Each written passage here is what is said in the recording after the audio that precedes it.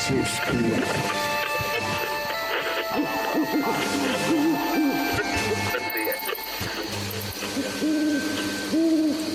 Bienvenidos a La Hora Más Oscura, un podcast donde te contamos historias de terror y misterio. Mi nombre es Alejandro Camarillo y me encuentro de regreso en este bonito espacio, acompañado otra vez de mi amigo Cruz López. ¿Cómo estás, amigo? ¿Qué onda, Alex? Muy bien, muy bien. ¿Tú qué tal? Muy bien, muy contento. Y pues, más que nada, emocionado por este nuevo capítulo que vamos a estrenar el día de hoy. Así es, bro, pues bueno, como ya les comentamos en un video anterior, de regreso, pues aquí andamos muy emocionados por empezar y pues más que nada por arrancar este primer episodio de esta nueva era 2025. Y pues sin más es todo, amigos. Ya saben que nos van a poder encontrar como siempre, semana a semana, codo a codo. Pero pues por ahí, si quieres darnos más el dato, ya antes de arrancar para esto de las redes y de las plataformas. Pues sí, así es, amigo. Los que estén escuchando, pues nos pueden seguir como siempre en Instagram, en Facebook. Tenemos también TikTok. Nos pueden escuchar en Spotify, en Spreaker, en Apple Music. Y pues de todos modos ahí en el perfil de Instagram está el Linktree, donde están los enlaces a todas las plataformas, todas las redes sociales, grupos, todo. Y pues ahí se los dejamos para que lo chequen por si es la primera vez que nos están escuchando y les agradó este cotorreo, pues ya nos pueden seguir ahí. Así es, amigo. Tal cual. Y pues bueno, como ya se los habíamos comentado también en el video de regreso, y si no lo han visto, pues a lo mejor por ahí los que nos escuchan en YouTube más que nada, pues podrán ver que ya estamos solo sobre audio.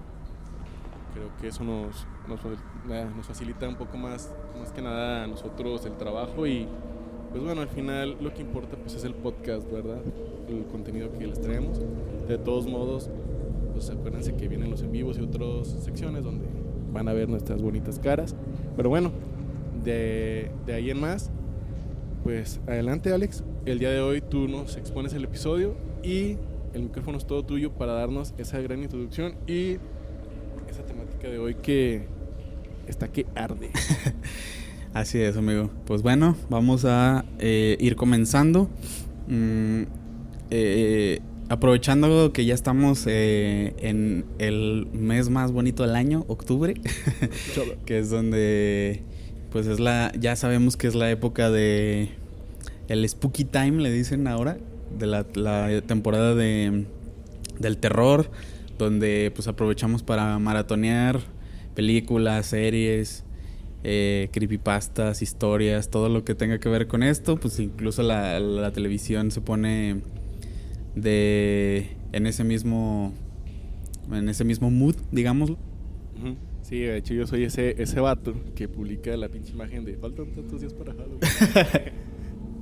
Pero nada, pues la neta es una temporada que siempre se espera muy chingón. Y como dices, pues siempre nos da, ya de por sí, por costumbre, por nostalgia y por muchas cosas, contenido en todos lados, hasta en la tele normal. Desde ahí viene eso. Y pues es una gran época. Y pues también para echarnos este episodio y los que vienen, ¿no? Creo que nos vamos a agarrar unos buenos meses para nuestro contenido. Así es, Cruz. Pues justo así. Pues ya estamos pues en octubre. Y justamente estamos, bueno, este episodio lo traigo por el estreno que va a haber pronto en Netflix, que pues todavía no lo vemos en este momento, pero pues probablemente ya esté disponible o esté a horas de estar disponible, que es el mismo protagonista que tenemos en el episodio del día de hoy. Y vamos a comenzar con esta historia del señor Ed Gein. ¿Habías escuchado de él antes? Sí, había escuchado algo, la verdad. Pues yo creo que como parte de la cultura general de a la gente que le gustan estas cosas, ¿verdad? pero nunca he profundizado en su historia, la verdad, como que pues no sé, no, tal vez, bueno, tú sabes, tal vez no son como las historias que más me atrapan. Entonces por ahí tal vez por eso no lo he checado al men, pero pues bueno, creo que es buen momento, como tú dices, para justo abordar el tema sobre Ed Gein, porque pues claro, como tú dices, viene la serie de Netflix, pero pues aquí nosotros nos vamos a ir más sobre los hechos. Y pues bueno, también de una vez lo aprovechan para que les dé la espinita de chingarse la serie, así como nosotros, ¿verdad? Simón. Justo, pues bueno, vamos a comenzar con el señor Ed Gein, bastante famoso, que inspiró a bastantes personajes. Ya vamos a llegar a esa parte. Pero bueno, Edward Theodore Gein nació en La Crosse, Wisconsin, el 27 de agosto de 1906, hijo de Augusta y George Gein. Fue el segundo de los hijos de la pareja, siendo el primogénito Henry unos 7 años mayor que su hermano. Su madre, Augusta, era una mujer fanáticamente religiosa que estaba decidida a criar a sus hijos según un estricto código moral. Consideraba que el mundo estaba habitado por pecadores e inculcaba a sus hijos las enseñanzas de la Biblia a diario, advirtiéndoles repetidamente de la inmoralidad de las mujeres y esperando que esa retórica desanimara, a cualquier deseo sexual que los chicos pudieran tener, prometiéndoles que tales pensamientos impuros los llevarían al infierno. La señora Gein era una mujer dominante y dura que creía que sus opiniones sobre el mundo eran absolutas y justas. No tenía dificultad para imponer enérgicamente sus creencias a sus hijos, así como a su marido George, a quien consideraba un hombre débil. De hecho, el padre alcohólico tenía poco o ningún poder sobre la crianza de los niños. Augusta lo despreciaba y lo veía como una criatura inútil que ni siquiera conseguía mantener un trabajo decente.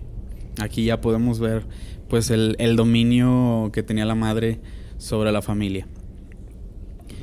Creyendo que no era apto para cuidar a sus hijos, ella se encargó de criarlos según sus propias creencias, así como de proveer económicamente a su familia. El mismo año que nació Ed, abrió un negocio de comestibles en La Crosse, el cual prosperó y generó suficiente dinero para mantener a la familia en circunstancias cómodas. Era una mujer muy trabajadora y finalmente ahorró suficiente dinero para que la familia pudiera mudarse a una zona más rural, como parte de su plan para aislar a sus hijos de la inmoralidad de la ciudad y los pecadores que la habitan. En 1914 la familia Gein se mudó a Plainfield, Wisconsin, en una granja de 195 acres que estaba aislada de cualquier influencia impía que pudiera perturbar su familia, con los vecinos más cercanos a casi un cuarto de milla de distancia.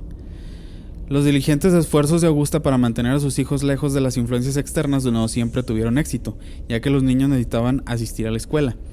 Ed era evitado por sus compañeros, quienes lo consideraban afeminado y tímido.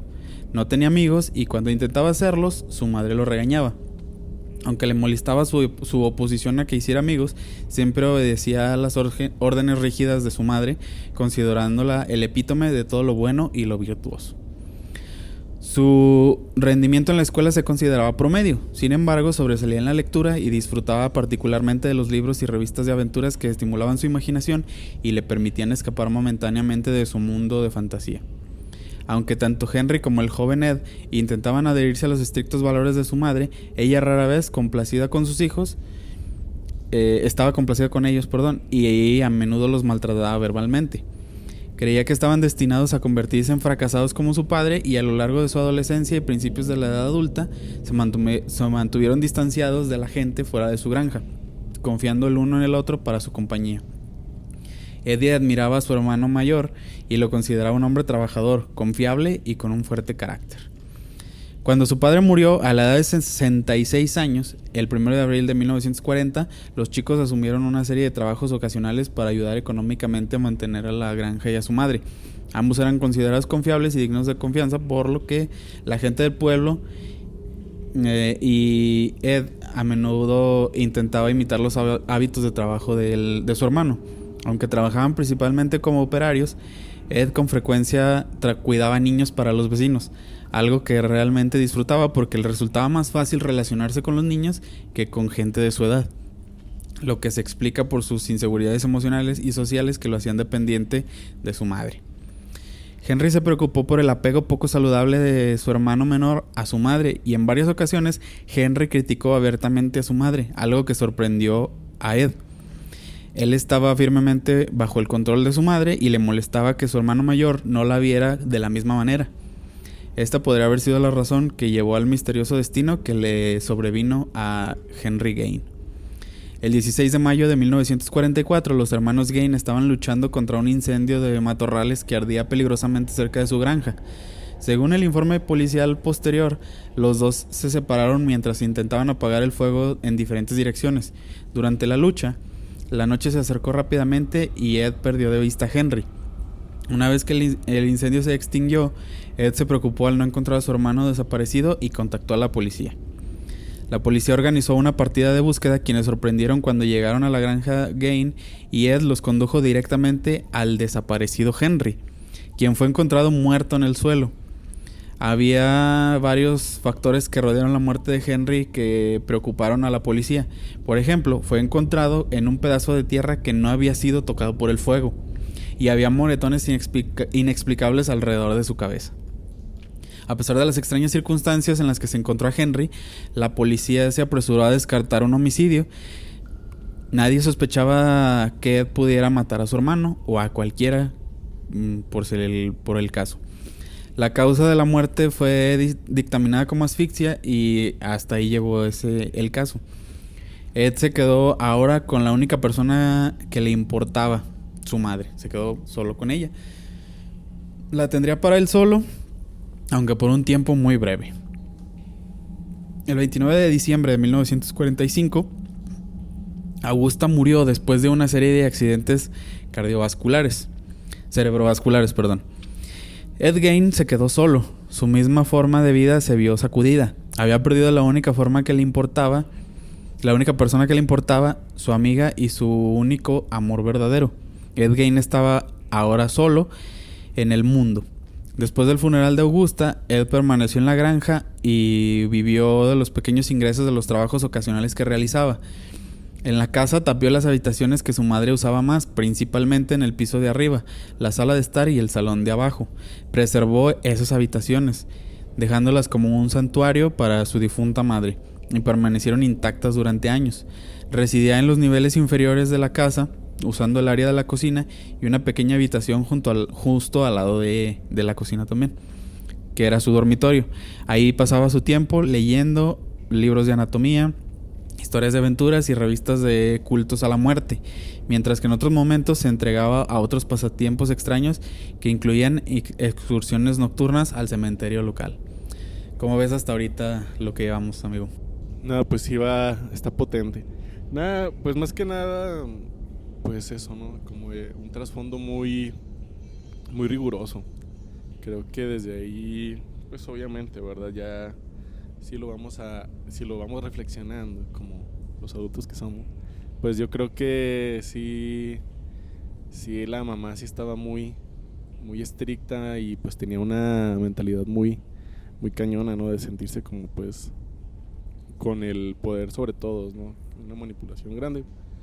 Y creo que pues se ve hasta ahorita donde vamos que justo a Ed sí eso lo marcó, y pues creo que ese comportamiento que está teniendo hasta ahorita pues simplemente es el reflejo de su mamá, ¿no? Ahí cómo se ve que se comporta, y pues hasta el hecho de cómo trata la casa ya después de que su mamá no está, ¿no? Como que igual dejando ese espacio, ese respeto, y pues sí se nota que el chavo, que este vato sí siguió, a pesar de que su madre ya no estuviera, digo ya en este punto, pues sí siguió como con ese foco, con esa mentalidad, y pues bueno, supongo que ya, bueno, no sé cómo sigue desenvolviéndose la historia, ¿verdad? No vamos a brincar para ningún lado, simplemente supongo que por ahí esto no cambió, ¿verdad? Yo creo que en la infancia sí marca una pauta muy cañona o parte de cómo alguien se desarrolla en los siguientes años. ¿Y cómo viste lo de su hermano? O sea, este vato era capaz de deshacerse hasta de alguien que él quería mucho también, solamente por el hecho de no pensar igual a su madre. Porque pues no podemos ignorar, a pesar de que la policía lo dejó así, pues es prácticamente un hecho que mató a su hermano. Sí, así es. De hecho, es lo que te iba a comentar ahorita después de eso, pero qué bueno que tú haces ese énfasis más marcado en ese hecho, porque pues sí, es lo que te digo, sí se nota que el chavo sí estaba muy, pues sí, yo creo que las palabras de su madre eran ley de por sí, pero justo su hermano, aparte de que ser el mayor, pues él a lo mejor tenía un poco de noción más común, ¿verdad? El sentido común de decir, pues es que si está mal cómo se comporta mi jefa, ¿no? O sea, hasta con el mismo padre, ¿no? Y yo creo que pues el mayor sí analizaba eso de una manera más, pues, verlo más, ¿no? Tal vez sí ese comportamiento ella y Ed, pues, en esa parte de tener a su madre como un hecho total, pues, sí, pues, no le dio ese remordimiento, y tal vez porque como su madre era muy estricta, pues él también, para él era como que eso es, güey, o sea, no te pases de lanza, no se quiera pasar de lanza con la jefa, o te acomodas o te vas. Y pues sí se deshizo de él, que eso sí está muy cabrón, pues ahí marca ese control, que ya ni siquiera es que su madre se lo dijera, sino que ese güey pues así se programó ya la maceta. Pues sí es muy duro también, aunque para algunos como no tenga mucho sentido, pues sí es muy duro el hecho de que a un niño se le marque eso, y pues ya, como vemos aquí, ya se vuelve tanto una realidad que pues es capaz, como tú dices, de aunque sea un ser que se puede decir entre comillas, pues un ser querido, un familiar, no le pesó, pero pues porque él, más allá de ver el amor, pues él sentía que la manera de comportarse era la que decía su madre, y ya, no había más. Así es. Entonces, pues bueno, igual no se consideró como un crimen de Ed, entonces pues no podemos contarlo oficialmente, pero pues vamos para lo siguiente de nuestra historia. Uh-huh. Después de la muerte de su madre, se volvió cada vez más solitario y pasaba gran parte de su tiempo libre en su habitación, que estaba llena de libros y artículos sobre cazadores de cabezas de los mares del sur, naufragios y nazis. Fue de la lectura de estos relatos que aprendió por primera vez sobre el proceso de encoger cabezas, exhumar cadáveres de tumbas y sobre la anatomía del cuerpo humano. Pronto se obsesionó con estas extrañas historias y a menudo se las contaba a los niños que cuidaba. O sea, ya estaba pasándoles este tipo de información a niños. Otro de sus pasatiempos favoritos era leer los periódicos locales, en particular los obituarios. Así fue como se enteró de las recientes muertes de mujeres locales. Con poca o ninguna experiencia de disfrutar de la compañía del sexo opuesto, Gain satisfacía su curiosidad y lujuria visitando tumbas por la noche. A pesar de su interés morboso en los muertos, afirmaría a la policía que nunca tuvo relaciones sexuales con los cuerpos de ninguna de las mujeres que exhumaba, comentando que olían demasiado mal. Oh shit. No, pues menos mal que no. Pinche policía parecía que le quiere hacer un parse, güey. O sea, se portó mal, pero nunca hizo esto, güey. Nada, pues sí. Quién sabe, la verdad. Un vato tan clavado así, no dudaría de esa parte también. Pero pues sí, se me hace muy cañón como declarar cualquier cosa. Bueno, yo siento que eso ya es una ayudita para él, ¿verdad? Sí, es lo que dice él, pero pues realmente yo personalmente lo dudo un poco, pero pues no hay evidencia, así como vamos a ver que falta evidencia de muchas cosas. Pero sí se interesaba de manera particularmente antinatural de arrancar la piel de sus cuerpos, de los cadáveres, y usarla. Sentía curiosidad por saber cómo se sentiría tener senos y una vagina, y a menudo soñaba con ser una mujer. Tenía una visión fascinada de las mujeres y sabía por su propia experiencia el poder y el control que tenían sobre los hombres. Debido a sus visitas nocturnas al cementerio, pronto amasó una gran colección de partes del cuerpo, algunas de las cuales incluían cabezas preservadas. En una ocasión, un joven al que cuidaba visitó la granja de Gain y más tarde dijo que Ed le había mostrado cabezas humanas que había guardado en su dormitorio. Ed Gain afirmó que las cabezas encogidas eran de los mares del sur, reliquias de los cazadores de cabezas sobre los que había leído. Cuando el joven transmitió esto a otros, fue rápidamente descartado como mentiroso y su historia se consideró una mera invención de su imaginación.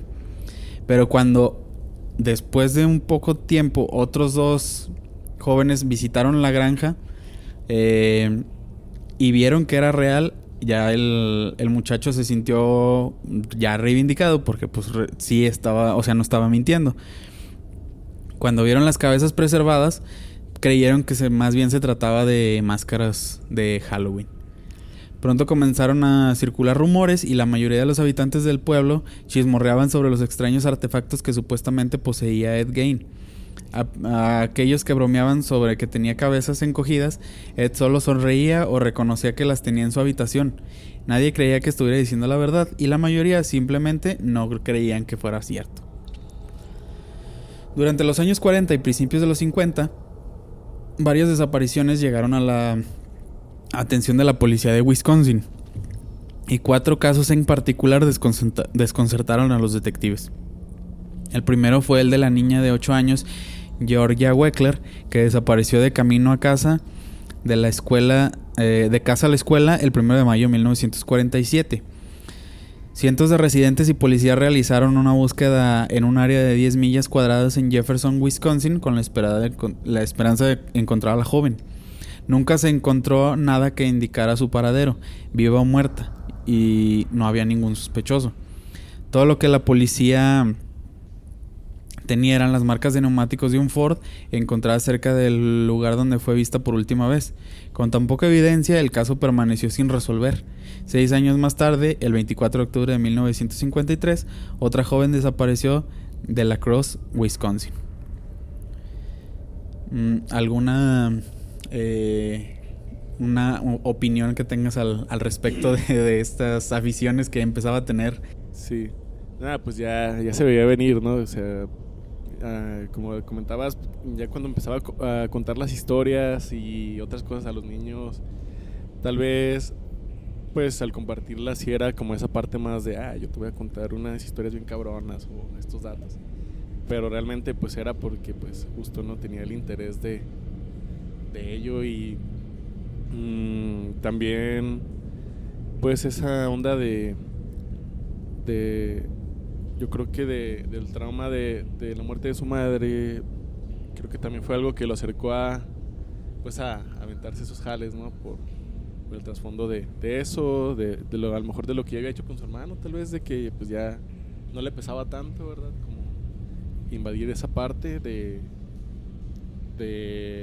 hacia otra persona.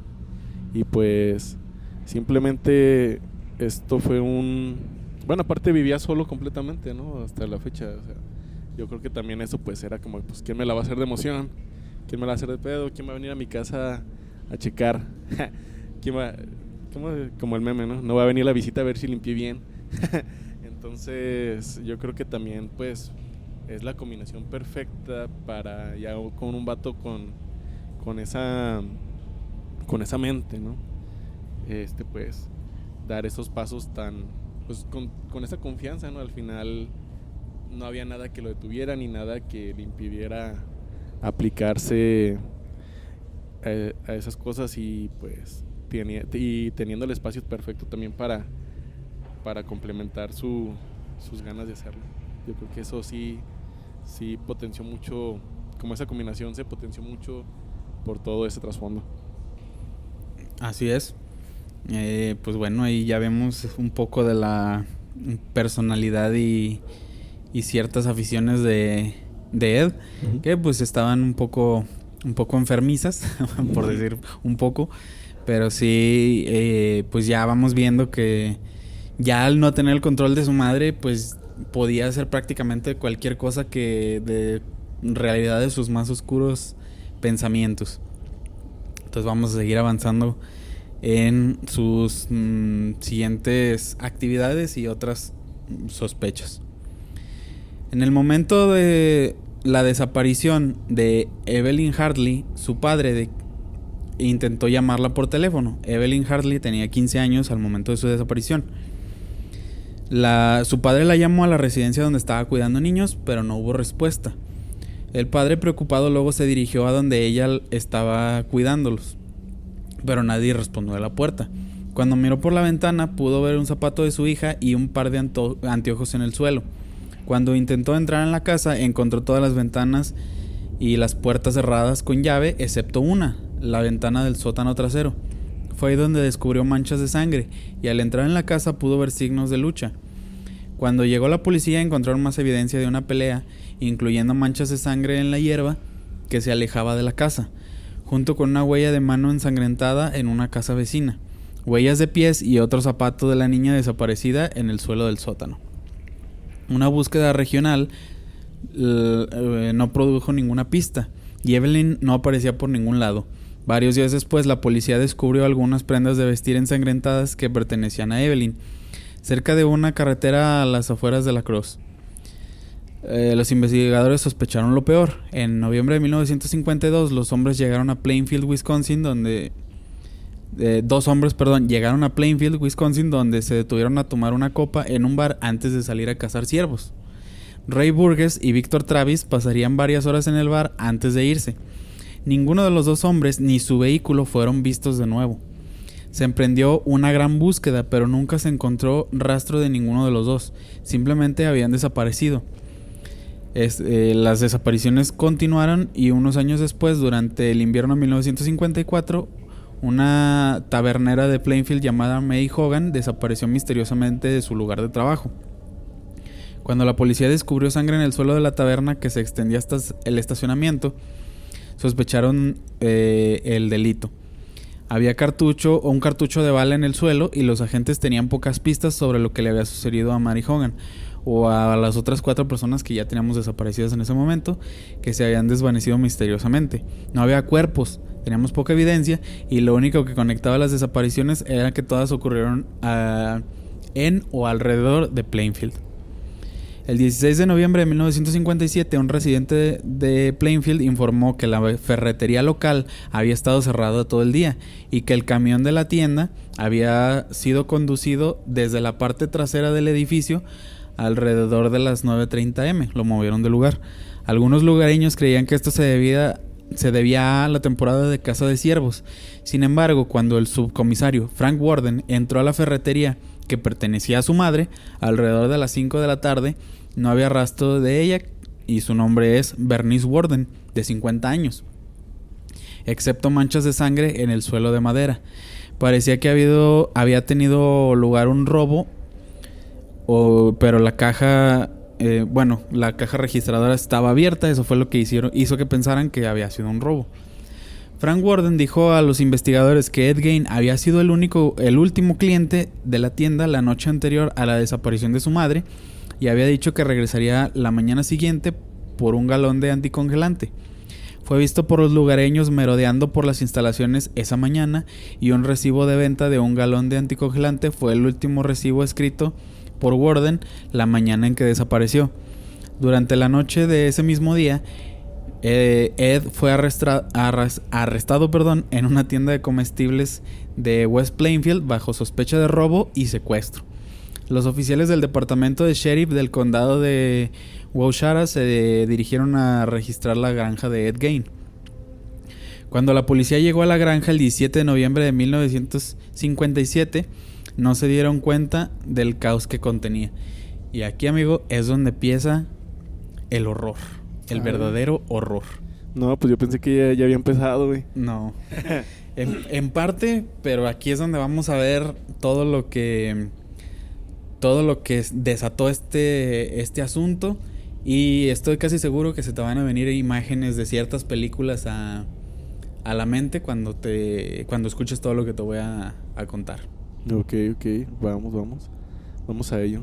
Era casi imposible caminar por las habitaciones debido a la basura y los desperdicios en descomposición que cubrían el suelo y los mostradores. El olor a suciedad y descomposición era casi abrumador. Afuera, el sheriff local, Arthur Schley, inspeccionó el cobertizo de madera con su linterna y sintió que algo rozaba su chaqueta. Al levantar la vista, vio una gran carroña colgando boca abajo de las vigas.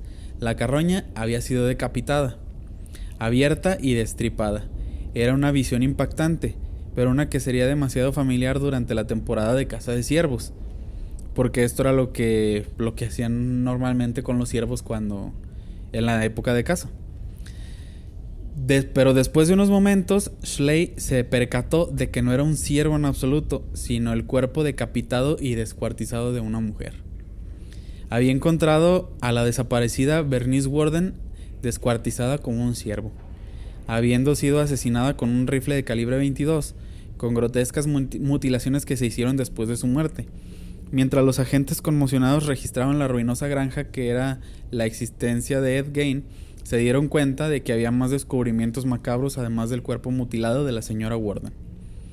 Habían tropezado con un museo a la muerte, un tazón con aspecto extraño en la parte superior de un cráneo humano, mientras que un cesto de basura y pantallas de lámpara estaban hechos con piel humana. A medida que encontraban más restos humanos, comenzaron un macabro inventario de lo que había dentro de la granja Gein. Se encontraron un sillón hecho de piel humana, un cinturón hecho de pezones, un par de labios en una cuerda de una persiana, 9 genitales femeninos conservados en una caja de zapatos, así como 4 narices. A medida que continuaban su búsqueda, se hicieron descubrimientos aún más macabros. Había huesos humanos y fragmentos de huesos, uñas de dedos femeninos, cráneos que estaban fijados a los postes de la cama de Ed, cráneos femeninos con la parte superior cortada, un vestido de niña y las vulvas de 2 mujeres que se estimó que tendrían alrededor de unos 15 años. En un saco de arpillera estaba la cabeza de Bernice Worden, junto con su corazón, en una bolsa de plástico delante de la estufa de Gein, mientras que en una bolsa de papel le encontraron una máscara hecha con la piel de la cara de una mujer, junto con su cráneo que se guardaba dentro de una caja. Quizá lo más impactante de todo es que finalmente se encontraron con un traje hecho enteramente de piel humana, que consistía en un corsé hecho de torso femenino desollado, de los hombros a la cintura, y mallas hechas de piel de las piernas de una persona. Mientras estaban allí en el matadero en el que que era la granja de Gein, se preguntaron cuántas mujeres habrían muerto a manos de él. Todos estos restos fueron fotografiados en el Laboratorio Estatal de Crímenes y finalmente fueron eliminados decentemente, o sea, les dieron sepultura o los, ¿cómo se llama? Pues ya con más respeto hicieron con ellos lo que tenían que haber hecho. Después del horrible descubrimiento del cadáver decapitado de Bernice Worden y los otros artefactos espeluznantes encontrados en la casa Gein, la policía comenzó la búsqueda exhaustiva de las otras partes de la granja y la tierra circundante. Sospechaban que Ed Gein había estado involucrado en más asesinatos y que estos cuerpos podían estar enterrados en su tierra. Esperaban encontrar los restos de Georgia Weckler, Evelyn Hartley, Victor Travis, Ray Burgess y Mary Hogan, todos los desaparecidos anteriormente. Mientras se llevaban a cabo estas excavaciones en la granja, Ed Gein fue interrogado en la cárcel del condado de Wautoma por los investigadores. Aunque al principio no admitió ninguno de los asesinatos, después de más de un día de silencio comenzó a revelar su horrible historia sobre cómo mató a la señora Worden y de dónde adquirió todas las partes del cuerpo encontradas dentro de su casa. Tenía dificultad para recordar todos los detalles porque afirmó haber estado en un estado de aturdimiento durante el tiempo previo y durante el asesinato.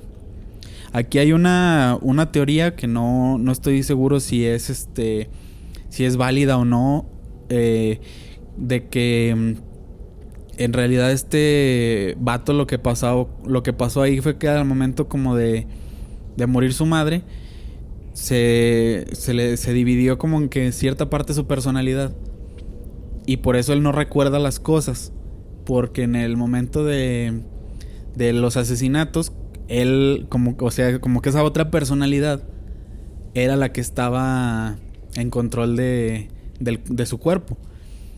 No tengo idea si es algo ya confirmado, pero leí que esa era una de las teorías, que también da parte a otra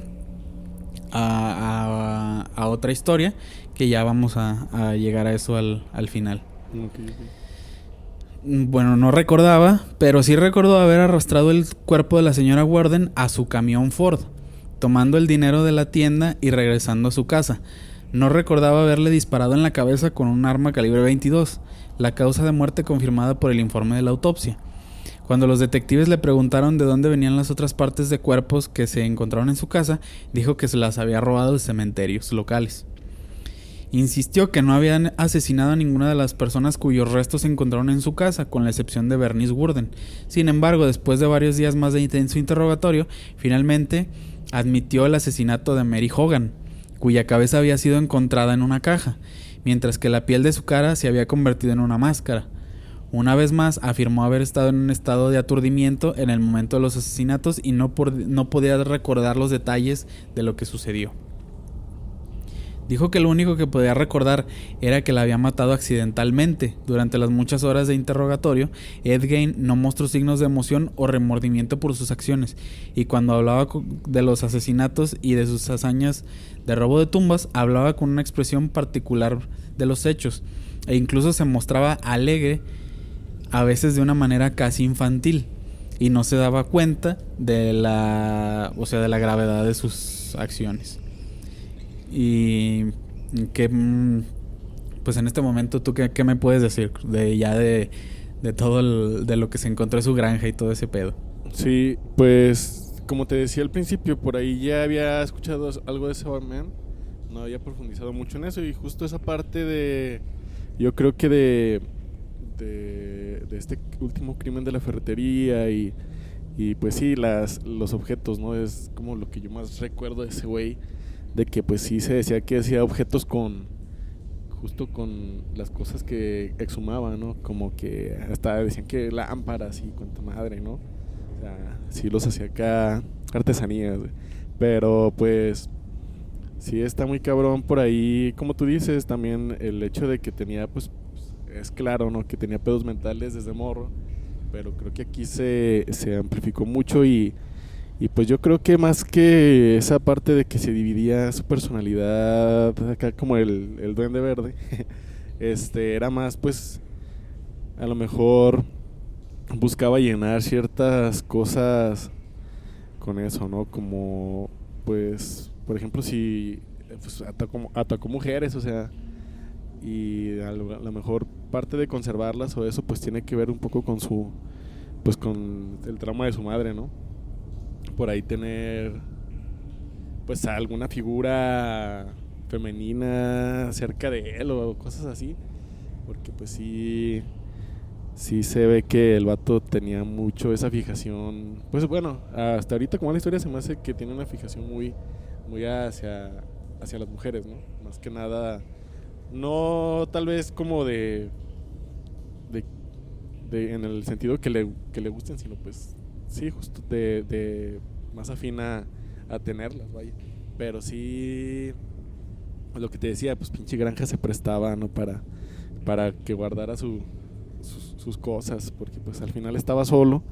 Creo que eso también fomentó, y pues el hecho de que pues se nota que es un men que no, hasta ese punto no sabe valerse como una persona común, pues el hecho de que fuera a robar tal vez, ¿no? O sea, el men no sabe cómo relacionarse o hacer cosas de persona y pues tal vez le faltaba el bar o viceversa, y pues en vez de tener la lógica de pues echarle ganitas, era más fácil como ir a tomarlo para pues tal vez ni siquiera tenía como un estilo de vida o meta, simplemente pues para seguir haciendo sus cosas, ¿no? Tal vez era lo que le sentía que le faltaba para seguir haciendo sus manualidades o viceversa, ¿no?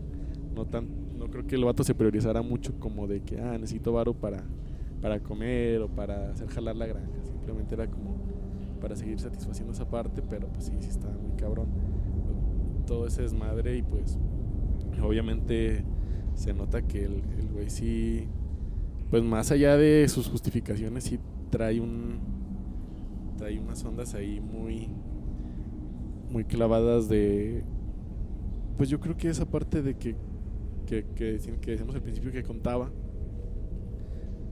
como a lo mejor para él en principio fantasías o cosas interesantes, pues de irlas materializando e ir, como te digo, también ir guardando esta parte de mujeres o más afín a eso para tener a lo mejor una imagen pues que lo dominaba, ¿no? Que siempre fue la de su madre.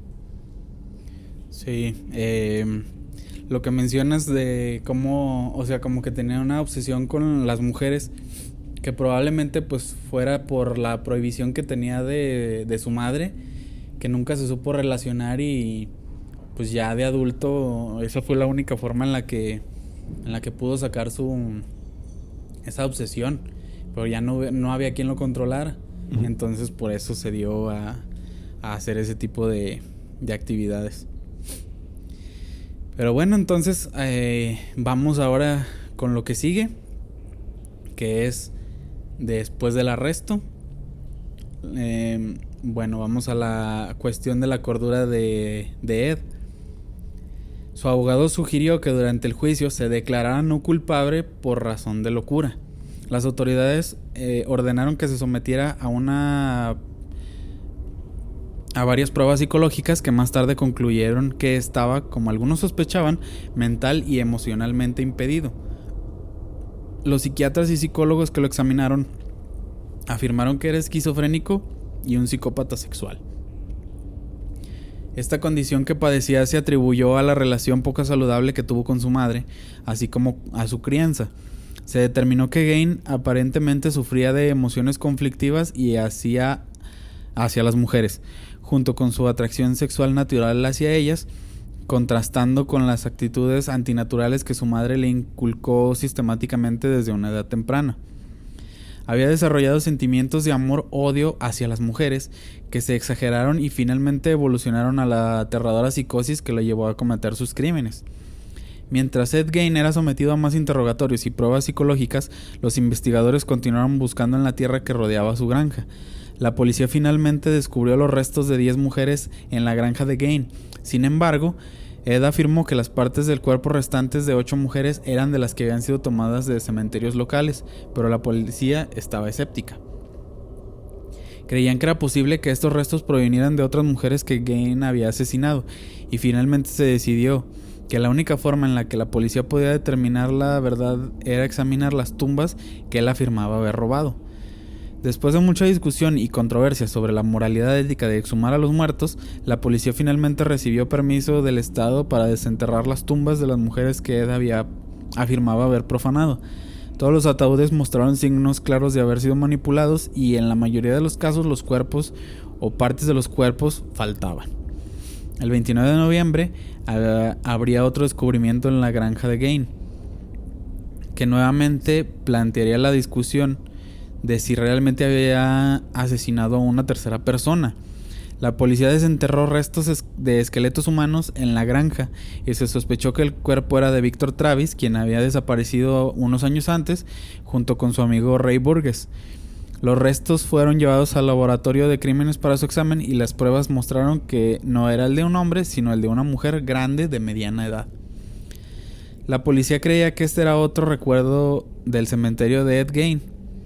Los investigadores intentaron implicar a Gein por la desaparición de Victor Travis, así como el de las otras 3 personas desaparecidas que se habían desvanecido años antes en y alrededor del área de Plainfield, pero al final los únicos asesinatos de los que Eddie pudo ser considerado responsables fueron los de Bernice Worden y el de Mary Hogan. Cuando la policía reveló detalles de lo que se encontró en la granja de Gein, la noticia se extendió rápidamente por Plainfield, las áreas circundantes y más allá. Reporteros de todo el mundo llegaron al pueblo de Wisconsin, que se hizo infame en todo el mundo. Ed Gein alcanzó un estatus casi de celebridad y aunque la gente estaba horrorizada por sus presuntos crímenes, al mismo tiempo se sentían atraídos por las terribles atrocidades que dieron lugar en su granja. A finales de la década de 1950, Ed Gein alcanzó notoriedad como uno de los casos más famosos documentados que involucran una combinación de necrofilia, fetichismo y travestismo. Psicólogos de todo el mundo intentaron diagnosticar lo que hizo que Ed cometiera crímenes tan macabros. En su libro Deviant, Harold Schechter relata cómo incluso los niños se dieron cuenta de las hazañas de Ed y cantaban canciones sobre él y hacían chistes en un esfuerzo por exorcizar la pesadilla con la risa. Estos chistes de mal gusto se conocerían como gainers y rápidamente se hicieron populares en todo el mundo.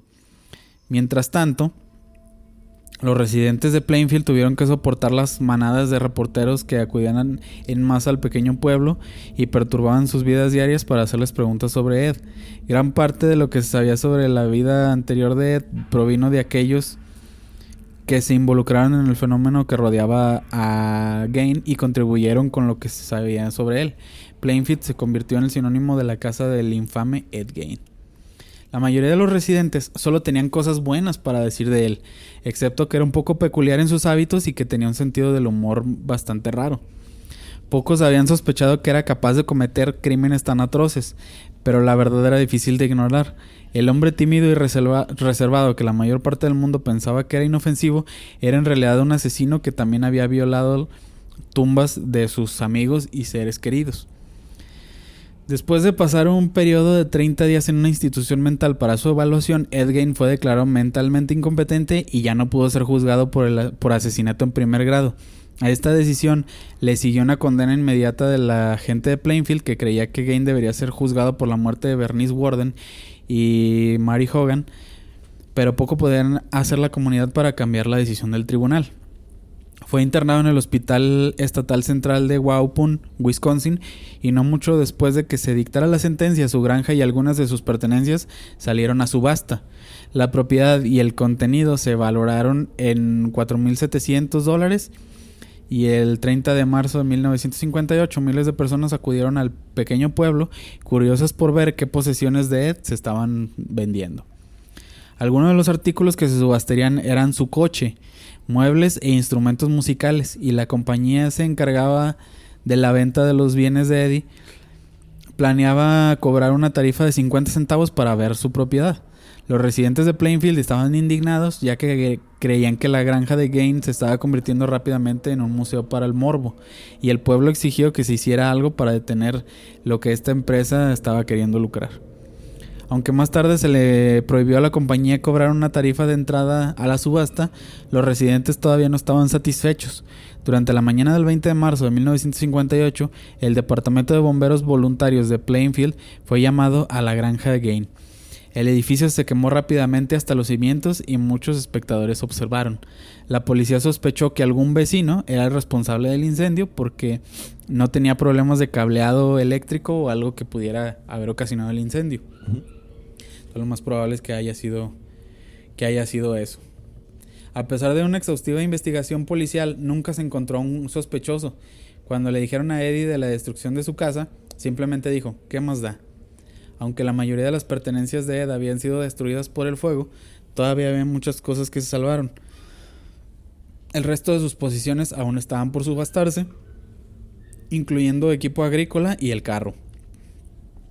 El sedán Ford de 1949 de Ed Gein fue utilizado para transportar cuerpos muertos, causó una guerra de ofertas entre varios postores y finalmente se vendió por $760. El hombre que compró el coche, el operador del carnaval Bonnie Gibbons, más tarde lo puso en exhibición en una feria del condado y miles pagaron una admisión de 25 centavos para echar un vistazo a lo que él llamó el carro fantasma de Ed Gein. A los habitantes de Plainfield les pareció que la fascinación del público por Ed nunca terminaría. Y si recuerdas un poco de la primera desaparición, que solamente encontraron algunas manchas de sangre, zapatos y una huella de ¿cómo se llama? De un Ford. Uh-huh. Y justamente Ed Gein tenía un Ford. Entonces ahí hay otra ¿cómo se llama? Otra prueba que pudiera vincularlo con el otro secuestro. Pero pues realmente no se pudo demostrar que haya sido él. Después de un periodo de 10 años en la institución mental donde se estaba recuperando, los tribunales finalmente decidieron que Gain era competente para ser juzgado. Estos procedimientos comenzaron el 22 de enero de 1968 y determinarían si era culpable o no por razón de locura, por el asesinato de Bernice Worden. El juicio real comenzó el 7 de noviembre de 1968 y Ed observó como unos 7 testigos subían al estrado para dar evidencia. Varios de los que testificaron fueron técnicos de laboratorio que realizaron la autopsia de la señora Worden, junto con el ex subcomisario y un sheriff. Después de solo una semana, la evidencia parecía muy en contra de Ed y el juez llegó a su veredicto. Ed fue declarado culpable de asesinato en primer grado. Sin embargo, debido a que se descubrió que Ed había estado loco en el momento del asesinato, más tarde se le declaró no culpable por razón de locura y fue absuelto. Las familias de Bernice Worden, Mary Hogan y las familias de aquellos cuyas tumbas fueron robadas nunca creían que se había hecho justicia y pensaron que Ed Gein había escapado del castigo que se merecía, pero no había más que pudieran hacer para revertir la decisión del tribunal. Poco después del juicio fue escoltado de regreso al Hospital Estatal Central para los criminalmente locos y ahí permanecería por el resto de su vida, donde pasaría sus últimos días feliz y muy cómodo. Schechter lo describe como el paciente modelo. Ed Gein era feliz en el hospital, más feliz tal vez de lo que nunca había sido en toda su vida. Se llevaba lo suficientemente bien con los otros pacientes, aunque en su mayor parte se mantenía solo. Comía 3 veces al día a los periodistas les llamó la atención después de todo ese tiempo que se le veía mucho más pesado, porque al momento de su arresto, si ven las fotografías, pues es muy delgado, o sea, está muy, muy flaquito. Pero ya en estas fotos, ya después de haber pasado tiempo, si lo checan bien, ya se ve hasta cachetoncillo, ya mucho más repuesto. Y continuó siendo un ávido lector. Le gustaban las charlas regulares con los psicólogos del personal y disfrutaba del trabajo artesanal que le asignaban. Pulido de piedras, fabricación de alfombras y otras formas de terapia ocupacional. Incluso había desarrollado un interés por los radios de aficionados y se le había permitido usar dinero que había ganado ahí en la institución para pedir un receptor económico, un radio. En general era un paciente perfectamente amable e incluso muy tranquilo y dócil. Uno de los pocos en el hospital que nunca requirió medicamentos tranquilizantes para mantener su locura bajo control. De hecho, aparte de ciertas peculiaridades que eran como la desconcertante forma en la que miraba fijamente a las enfermeras o a cualquier otro miembro del personal femenino del hospital, era difícil decir que estaba loco de alguna manera. El superintendente Schubert dijo a los reporteros que Ed Gein era un paciente modelo y declara: si todos nuestros pacientes fueran como él, no tendríamos ningún problema. Después de una larga lucha contra el cáncer, Ed Gein murió el 26 de julio de 1984. Fue enterrado en el cementerio de Plainfield junto a su madre, no lejos de las tumbas que había profanado años antes. Y pues este sería el final de lo que es todo el caso. Queda un poquito más de episodio, un parrafito, pero pues dame tus conclusiones, amigo, de este hombre y sus hazañas. Sus grandes hazañas, diría el Prosono. Sí, pues yo creo que más que nada es como te decía. Creo que sí, pues el vato nunca tuvo una vida normal en el aspecto de que, pues sí, nunca pudo desarrollar su personalidad ni, pues, su libre pensamiento, ¿no? Y creo que de ahí nace todo este desmadre. Claro que ya siendo adulto, pues, tiene el criterio para cambiar, pero pues, como nunca tuvo una guía y fue muy dependiente, pues, yo creo que eso sí propició más a que cometiera esto sin sentir como una, ¿cómo se podría decir? Pues sí, como esa parte de culpa, ¿no? Como esa parte de, es que es algo que está mal. Más que nada, yo creo que para él era algo que, quiero hacer esto, lo hago, ¿no? O sea, como que no tenía esa limitante que pues todos tenemos por simple lógica o hasta pues esa sensación de que está mal, ¿no? básicamente. Yo creo que ese vato sí carecía de eso por todo ese trasfondo, y aparte pues que sí, por ahí estaba leyendo que sí era como ese trauma materno de pues de buscar revivirla o tener compañía de su madre en alguna figura que exhumaba o que mataba, ¿no? De igual manera pues sí, como tú dices, ya en esta parte de que cayó al psiquiátrico, que la vato hasta tuvo suerte de quedar loco en vez de quedar detenido, ¿verdad?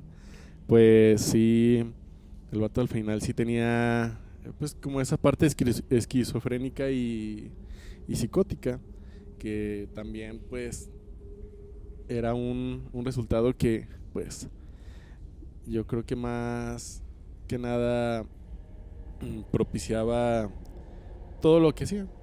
Y pues claro, todo ese pinche aislamiento social desde niño hasta grande, aunque la gente decía pues, no, es que era un morro bien tranqui, ¿no? Pues hay que, hay que analizar que pues era más que nada eso, ¿no? Pues estaba solo, o sea, no tenía mucha relevancia, y pues creo que sí, esa vida solitaria y de, como tú dijiste en algún momento, la limitante de no relacionarse con mujeres, de estas partes de la de la castidad o de las cosas que manejaba su madre, pues tal vez para él ya grande era como que, pues quiero explorar eso que era como algo prohibido, ¿no?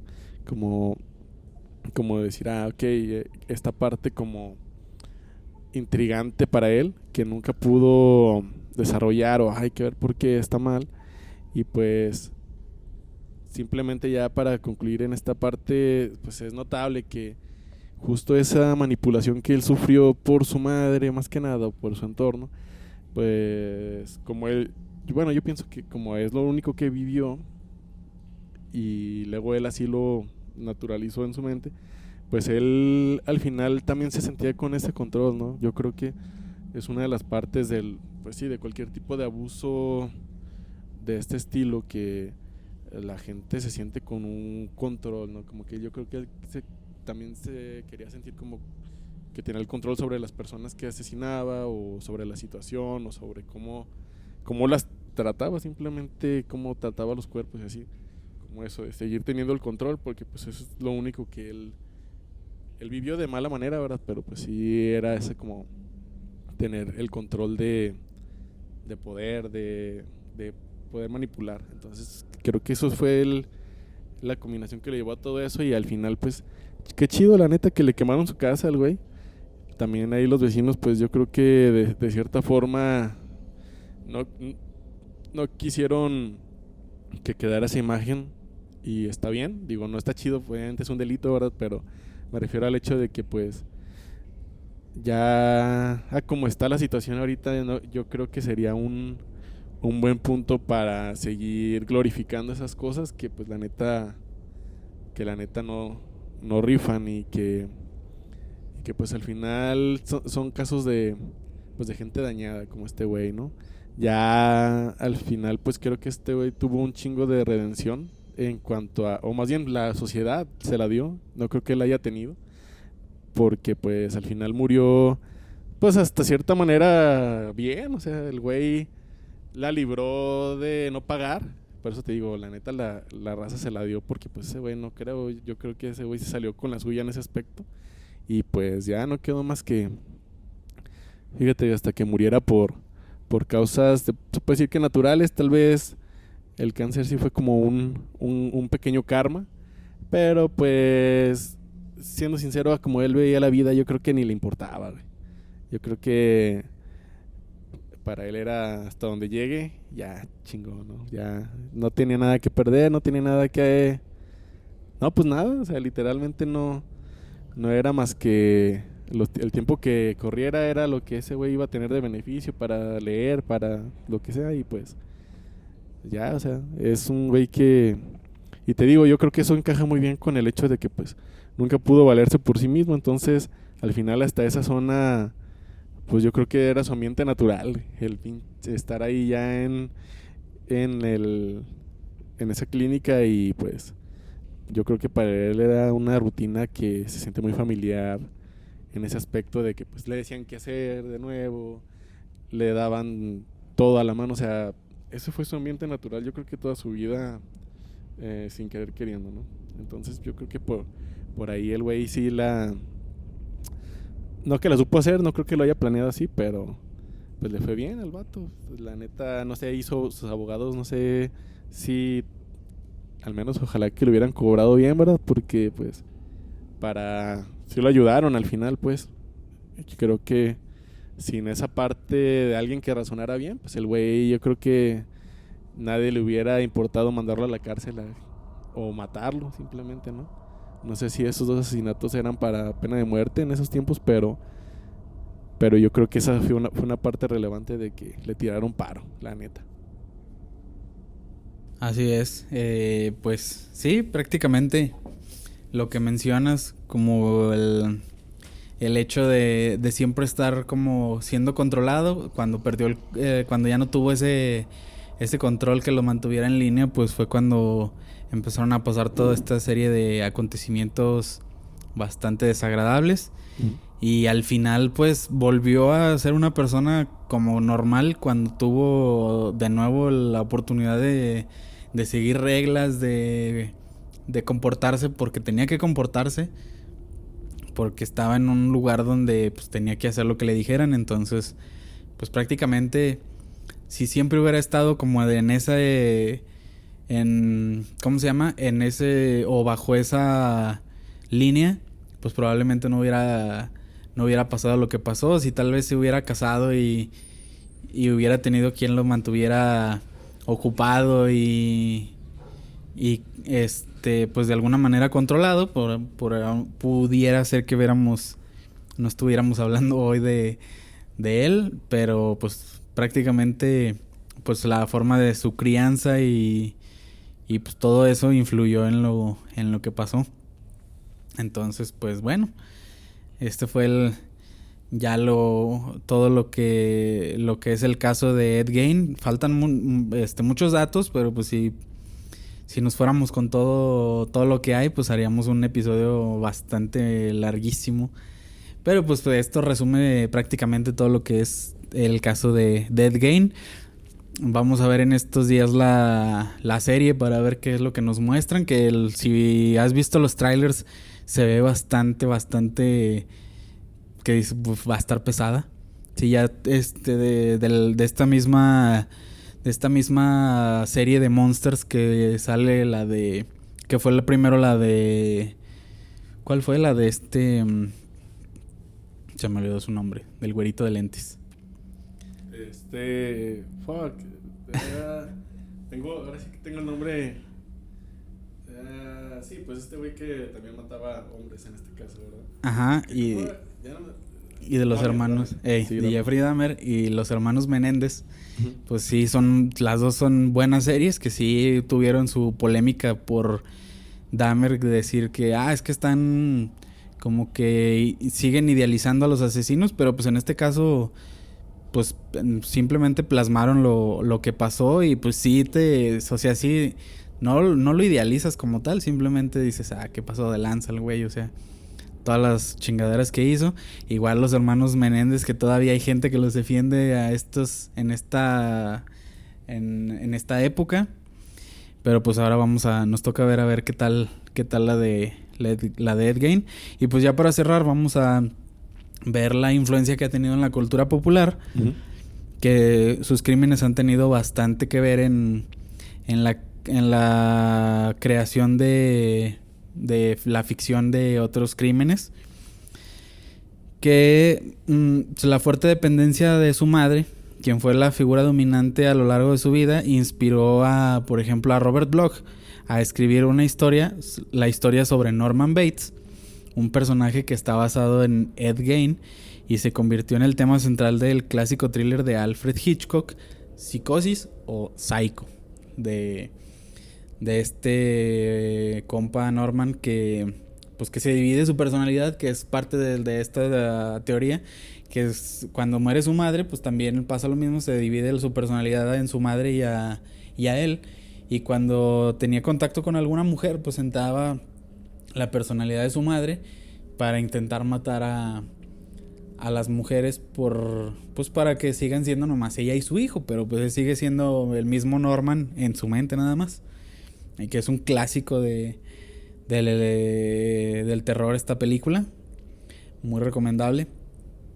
Sus inclinaciones asesinas influyeron a la familia psicópata del clásico thriller de 1974, del 2003, que hay un remake muy bueno, y de muchas otras películas más recientes que no están muy buenas, de La Masacre de Texas, de Tobe Hooper, que tiene muchos temas relacionados con los crímenes de Ed Gein, pero no tiene influencia directa en ningún personaje en particular, más bien como el hecho de los cuerpos desmembrados, de saquear tumbas, de los muebles o artefactos o accesorios hechos con piel y huesos. Esta película ayudó a poner a El Carnicero de Plainfield, como se le llama a Ed Gein, de nuevo en el centro de atención a mediados de los años 70. Realizada en 1974, pero estrenada en 1976.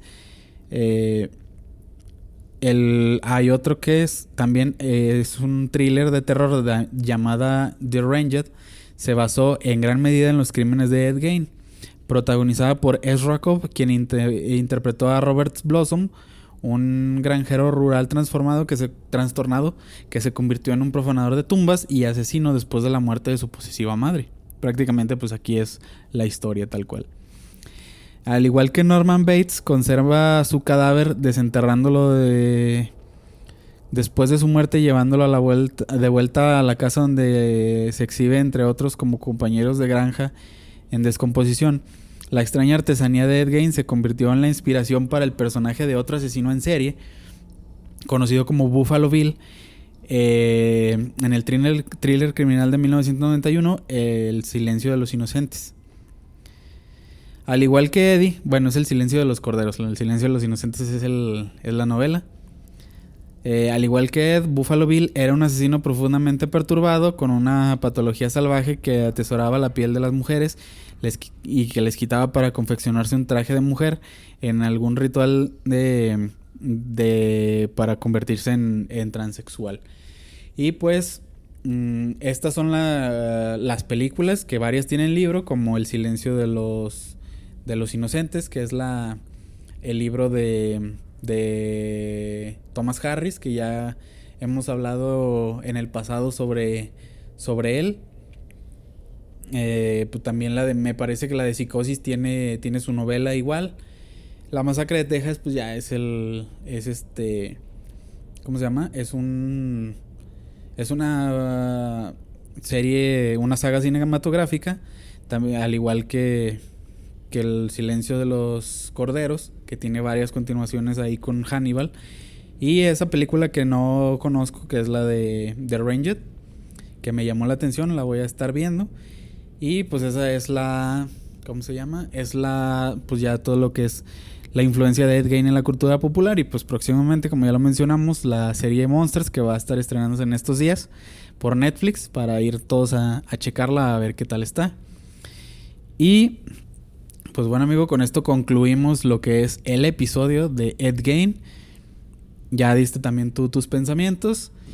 Y pues pasamos a nuestra querida sección de recomendaciones, ya ahora que hablamos de lo que es Ed Gein en la cultura popular. Haznos por favor una recomendación.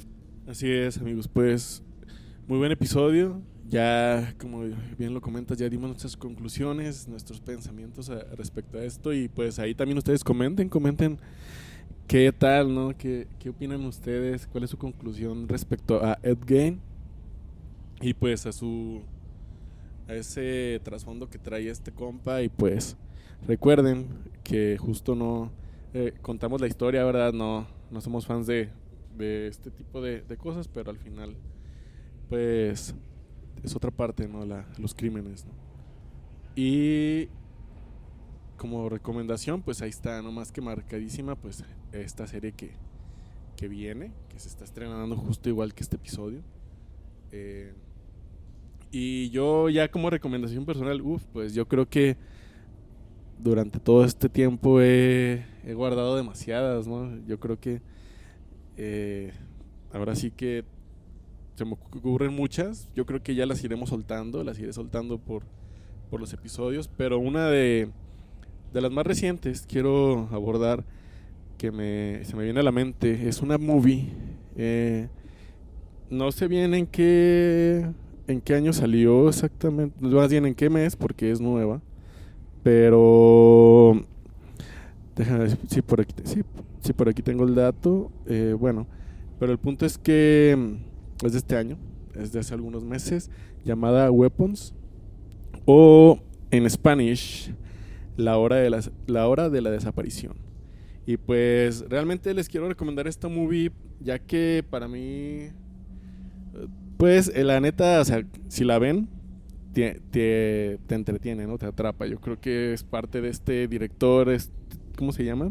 Zach Cregger, que pues como llevar esa narrativa que te mantiene pegado, ¿no? A la pantalla. Ya lo vimos con Barbarian, que aunque no sea una trama con mucha acción, tiene ese toque que te mantiene pegado.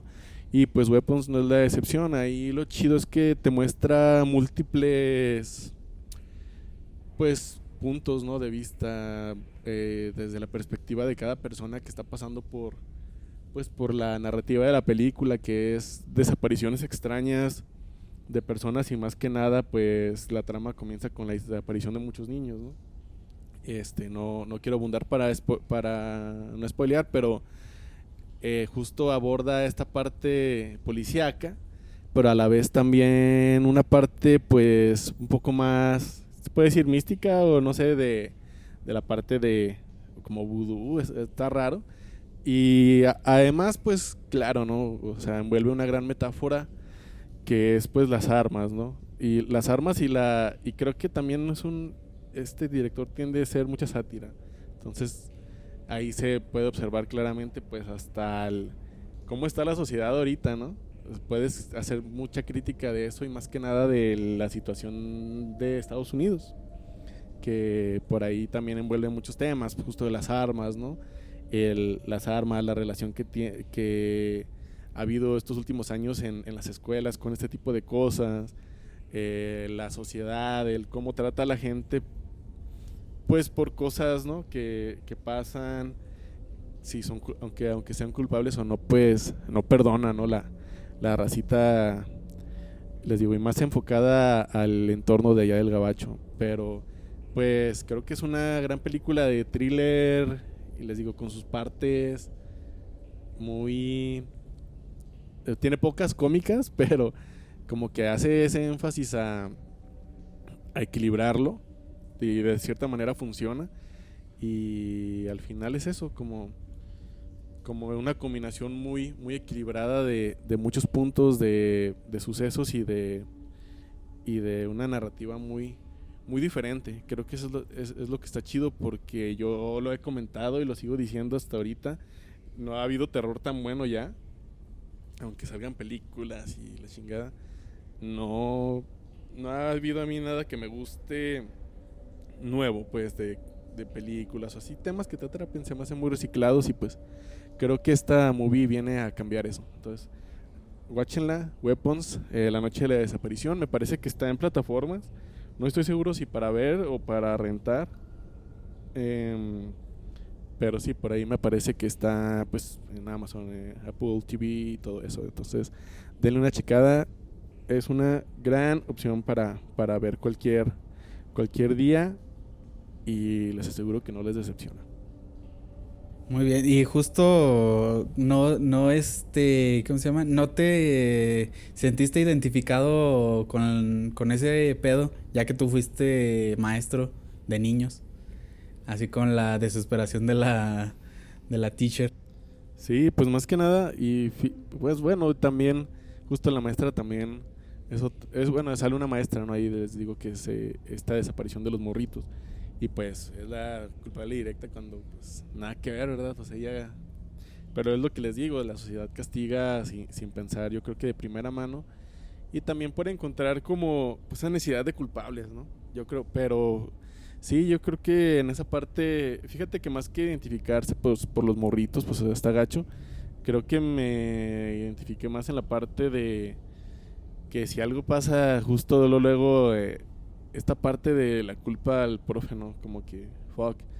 Es algo que hemos vivido también aquí en México a veces, de noticias recientes, pero pues no todo depende, ¿no? Del profesor y lamentablemente a veces la gente sí, aunque esté fuera de todo lo que uno puede accionar, pasa algo, ¿verdad? Pues son personitas al fin y al cabo. Y aunque no sea tu onda o tu culpa, no haya pasado ni en la escuela como eso, pues sí siempre recae, ¿no? Algún comentario por ahí o la culpabilidad así directa. Y creo que eso es más bien que me recordó como, pues yo creo que el temor de todo profesor actualmente, ¿no? No tanto que me identificara, pues, no me pasó nunca nada de eso, pero sí, yo creo que ese es un temor real de todos los que se dedican a la educación, el verse involucrado en algo que aunque no dependa de ellos, pues va a recaer sobre ellos. Simón. Sí, pues ya yo también ya la vi, muy muy buena película, es la recomendación. También, por ejemplo, hay otra muy buena que no voy a hablar de ella, pero también es esa la voy a dejar para después, pero que también vale mucho la pena. De esto también es reciente, creo que salió despuesito de esta de Weapons, que se llama Bring Her Back o Tráela de vuelta, algo así.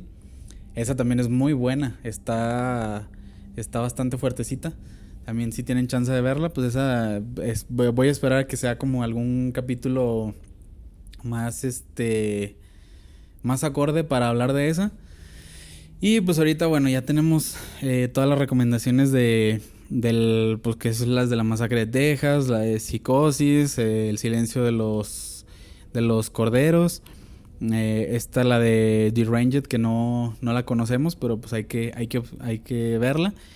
Y pues yo acabo de ver una serie que me gustó mucho, que es parecida a, no sé si viste en Netflix una que levantó bastante revuelo, que se llama Adolescencia, uh-huh, de Netflix, pues del niño que mata a una niña y se hace todo aquel desmadre de si fue él, no fue él, que la chingada, los papás, todo eso. Y justamente el chico el actor, pues acaba de ganar un Emmy, creo, de mejor actor, el más joven en la historia, por su papel, porque pues no es para más, fue un papelazo. Pero hay otra serie muy parecida que salió en el 2020, esta acaba de salir, me parece que, no sé si salió este año, a principios de este año, o desde el año pasado, pero pues esta es que voy a recomendar, es muy parecida, del 2020, que se llama Defending Jacob. Sale Chris Evans, él es el protagonista, y sale también el niño que es hijo de él, que el que sale en It, que es Bill, el tartamudo. Este morro es el otro, pues es el hijo de él, y pues más o menos es algo parecido en trama. O sea, cómo se va desmoronando la familia, o sea, todo el drama, todos los pedos psicológicos de cómo va afectando esta situación. El hecho de también tiene mucha investigación, porque pues esta no es tanto o sea, tiene mucho drama, pero a diferencia de Adolescencia, que en su mayoría es drama, esta es más que nada pues el drama que va siendo durante la investigación del juicio, todo ese pex. Y está muy buena, me gustó bastante.